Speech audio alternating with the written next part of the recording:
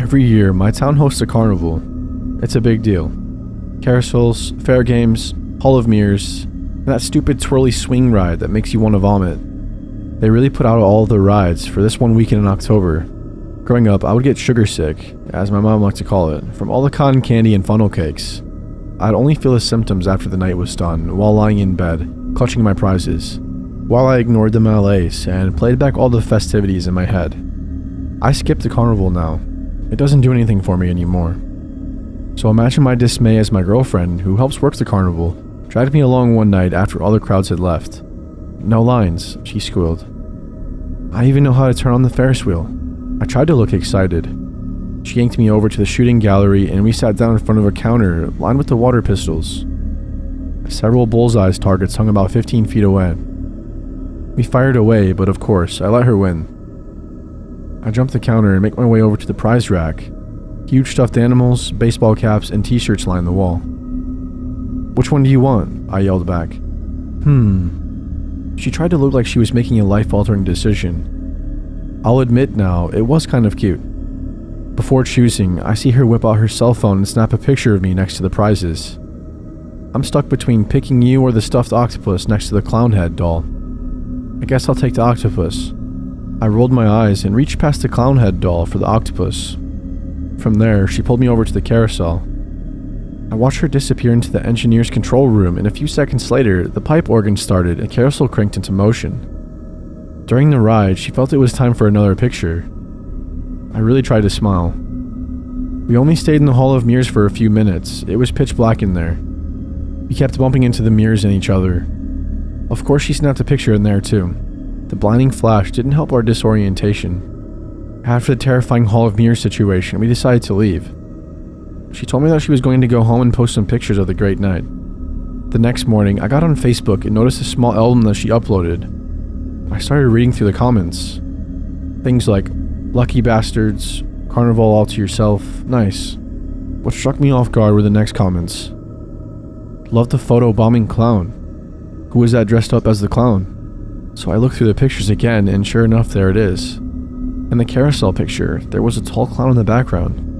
The speed of the ride somewhat blurred his image, but I could see him just standing there, arms at his sides. In the Hall of Mirrors, the flash illuminated the face of a smiling clown in one mirror in the corner of the picture. There was something chillingly twisted about his expression. How many times did I collide into him thinking it was my girlfriend? And lastly, there was a picture of me standing next to the shooting gallery prize rack. There he was next to the octopus I grabbed from my girlfriend. I thought he was a doll. The realization made me absolutely sick. I was a hair lengths away from him. His warm breath probably grazed my skin. What sort of sick delight did he get from doing this? I called up my girlfriend, who was still asleep, and asked her if she knew the clowns that were hired for the carnival. Her reply made me shudder. They got rid of clowns 5 years ago when parents complained that they were scaring the kids. After this whole incident, my girlfriend quit her job with the carnival. We had a bonfire this November where she incinerated the stuffed octopus. She also pulled the album off of Facebook and deleted the pics from her phone. She said that it disturbed her too much. What she doesn't know is that I copied the pictures from Facebook and saved them to my hard drive. I'm thinking of posting them here, but part of me doesn't want to relive that night.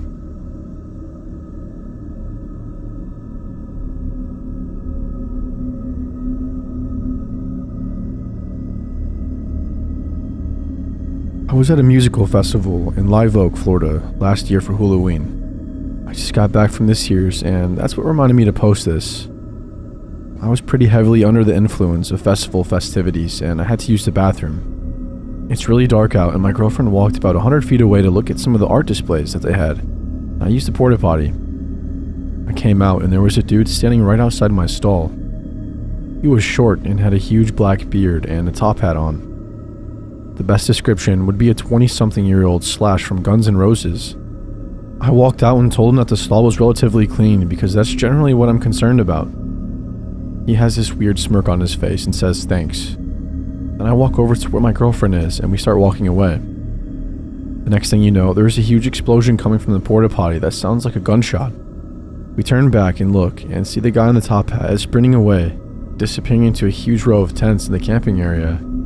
Within 60 seconds, there were 6 cops surrounding the toilets, opening each one with their guns drawn. A until they got to the one that the top hat man and I had used. At this point, I'm thinking it's some kind of active shooter situation, and I'm tripping out in more ways than one. The police opened the porta potty door and smoke billowed out of it. By this time, there was a crowd watching all of this unfold. We got close enough to see the inside of the stall to see the walls were covered with what used to be under the lid. So this guy brought some sort of explosive to a fest just to blow up the porta potty. I can still see the look on this dude's face, the smirk. For some reason, I got the vibe that this dude was a psychopath, not just trying to play a funny joke at a festival. And for that reason, I don't ever want to see him again.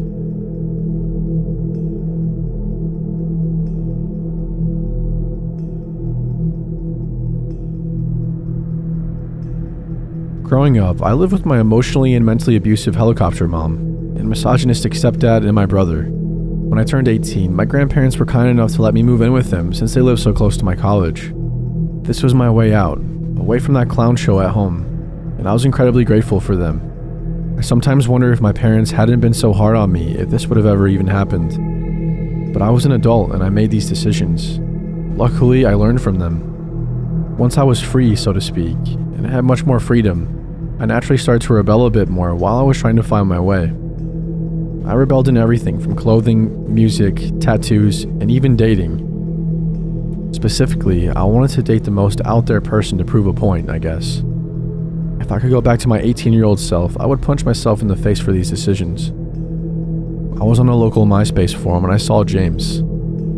I went to high school with James and we got on fine, but I hadn't seen him in a couple of years. It turns out that James had suffered some childhood trauma and went to go live with a relative about 8 hours away in another state and was seemingly living a more stable life now. We started messaging back and forth and I liked James a lot. He was different, quirky and edgy even. I started to speak with James more and more frequently and messages became texts, and somehow in the mix, it became a relationship that I regret to this day. Every day, non-stop texting, and sometimes it would turn dark and James would say things to me that are forever ingrained in my head. He would often talk about his childhood trauma and some seriously disturbing things. Of course, this is a red flag and I'm unsure why I continue to stick around. After a couple of months, James came to visit me. We stayed a few days in a hotel and it seemed like a whirlwind. I truly cared about him, but looking back, I don't know if I would have necessarily called it love or simply just having a good time. But at the time, I was convinced that it was love and that I felt like he was the one for me. There was an instance where I had come out of the bathroom at the hotel and I remember the hotel room being in disarray, clothes strewn everywhere, and it was just a giant mess. But James stood there smiling. He got down on one knee and proposed with a small sapphire and diamond ring. I said yes, but it just didn't feel real, or something about it was unsettling. When I think about it, I feel nauseous. I guess it's a bit of an embarrassment that still lingers. Towards the end of James' visit, we sobbed together and we were unsure of how we were going to make this work. What other options did I have other than to move? I withdrew from my classes and moved to his area. I remember when I told my parents, my mom was extremely upset that I never discussed this with her or my stepdad. But I think that conversation fueled me to really stick it out and make it work. In my mind, I was an adult and this was a huge adult decision and I didn't need to discuss anything with anyone, and no one would tell me anything different. We lived in a small room at James' grandmother's house, and we never really left. He would act very strange when I mentioned wanting friends or wanting to get a job so I could leave the house, or even wanting to leave the house in general. I mentioned earlier in the past that James had his quirks and would sometimes do odd things. For example, he had become a huge Insane Clown Posse fan during our relationship. I knew that he liked them, but not to the extent of borderline obsession. They weren't my cup of tea, but I'm not going to tell someone what they can and can't listen to. But things just got weird. James had become such a fan that he got a giant tattoo that represented his love for the Insane Clown Posse. He started to solely listen to their music, and he started to paint his face, often in clown makeup. It became so much of an obsession that he would try to force me to paint my face, and would get irrationally upset and would scream at me. He shoved me and tried to trap me into a closet when I told him that I just didn't want to. It was something that really set him off, and I'm unsure why. As the days went by, I started to feel more and more isolated, just staying in our room in this house, and I could only really ever leave the bedroom to eat or use the bathroom. Otherwise, we just stayed in the room. When I did get to leave the house, James had to be with me and we would just go to his other relative's house or to dinner. I had no friends and I wasn't allowed to get a job and I had no support system. James kept a notebook that he would journal in and would openly read some of his entries that seemed pretty mild. I shouldn't have invaded his privacy on that particular day, but I think it saved my life. James was getting ready for work and had his notebook on the bed. He had been acting strange and cold towards me, so I looked into the journal. Some of his entries mentioned how he wanted to cut me on my privates with a box cutter, and he tiptoed around the idea of me not being alive, and this was my out. My parents and I were somewhat speaking at this time, and my aunt lived a couple of hours from me. I had told everyone that I was coming home and what I had just read. My aunt packed up and started heading my way, just in case and to make sure I could safely leave. I told James that I saw what he wrote and that I was going to go back home, and that this relationship isn't going to work out. James fell to his knees in tears, begging me not to leave, saying that he loved me, but that all quickly changed into anger when he wanted to lock me in his closet so I couldn't leave. Lucky for me, he had to go to work before he could really do anything. While he was gone, I packed up my things while listening to his grandma scream at me and I left. Unfortunately, the story doesn't end here. A few months had gone by and James and I had become friends and I had come to visit him, which was the last visit. Nothing bad happened. It wasn't even a bad time or anything, but I just knew that I had to cut him out. Years had gone by after that visit, I would say maybe 3 or 4, and I had heard through mutual friends that James had gotten married. I had moved across the country for school and to just explore a new area and have the freedom that I should have gotten on the first go without being so crazy.